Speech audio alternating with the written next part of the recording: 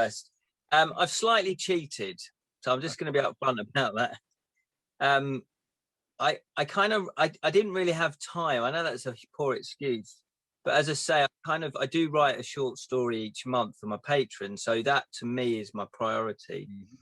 And it's normally about 5,000 words. So of course I and the great thing I found with doing the patron is I personally hate to let people down. So although I've let you guys down tonight, I'm sorry, but I don't like to let people down, especially if they're paying money. So what it means is without the patron, I don't think I would have written a short story each month for the past year and a half or whatever it is. And what I found is obviously the more you write, hopefully the better you get, etc., etc. So I actually thought when you said about the theme, I was like, oh yeah, that reminds me of the story I wrote, a couple of months ago. So hopefully I'll just read a little bit out of it because it's slightly cheating. But anyway, so water, obviously water. How about passing water? So this one is called Curse of the Piss Prophet. For those of you who are accustomed to fine folk tales and storytelling, you recognize a truthful tale from a tall tale. You will also know that I, Loquacious Macabre, the greatest storyteller in all of Edra, never tell falsehoods, but only stories which ring true. Even if the ale has been flowing and I am several pints down, my tales still entertain my adoring public.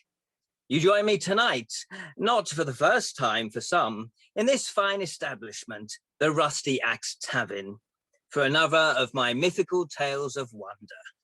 I do hope you've beer in hand and are settled enough for me to begin. Very well, I shall begin where you would expect and end where the unexpected is to be found. It was a bright, fresh, crisp morning in the pleasant village of Badger's Tail, roughly north of Tumbledown Woods in the Shire of Atros. Cornelius Drabble was up with the dawn and the chirping birds, pottering about his Tumbledown home as was his wont. Drabble, like his dwelling, had seen better days. Some likened him to an old musty book, its cover a bit dusty and creased, and its pages dog-eared and a little stained. Nevertheless, even with a crusty book, if all the pages are present, words can still be read. And Drabble most certainly still had all his pages. He wore several layers of white light linen under a forest green tunic, its hood and cuffs trimmed with the intricate pattern of gold, with a fine red and gold waistcoat, as was customary for his profession. For you see, Drabble was a water scriger. I can't pronounce that. Anyway, we'll skip that bit. Water scriger. And proud to be part of the Euromancers Guild. Like all guilds across Edra, no matter what shire, they only accepted legitimate bona fide professional practitioners. Drabble had been part of the guild so long that he couldn't remember a time when he wasn't a member. And even if he could, he thought it not important enough to remember. Once dressed, and with his soft leather comfy turn shoes on, he carefully made his way down the creaky wooden spiral staircase, which led directly into his large, heaving kitchen, which seemed to take deep breaths whenever Drabble entered. And then I will, hang on, shall I skip? Okay, I'm going to skip a little bit. So that's kind of just introducing the character. And then I will skip to, hang on, sorry. A bit where he actually gets a customer. So the brass knocker thundered Drabble's thoughts away with a jolt, and he sprang from his chair and crossed towards the door in one swift motion. He unbolted the door and opened it wide. Standing unexpectedly was a woman in her early 20s. Her long wavy hair set atop her head with a few strands rebelling and framing her thin face like wisteria. Her eyes were sharp and keen, her clothes simple and plain. She was holding her brown wooden cloak tightly. "Molly, come in, he welcomed as Molly crossed the threshold and stood awkwardly by the fire. After closing the door, he walked briskly back to his desk, seated himself, picked up his quill, dipped it in the inkpot with 2 small swift dunks, and begun the consultation. "How are you, Molly?" he asked, out of more of human concern rather than professional. "On the whole, I'm well enough, thank you," Molly replied. "Mrs. Gregson said to give you this," she continued, as she pulled a small package out of her bag and handed it to Drabble. "Oh, Molly, you shouldn't have, but thank you. We all know how much you like Sprite's Delight, Mr. Drabble." "Ah, yes, none finer cheese, thank you. And thank Miss Gregson for me," Drabble said as he placed the small gift to one side. "How can I help you today, Molly? Medical or prediction?" he asked. His tone changed to formal. "Prediction," Molly said, as she shuffled from one foot to the next. Drabble stood from his chair and reached for one of the larger glass flasks from the shelf. "You know the way," he said softly as he handed her the object.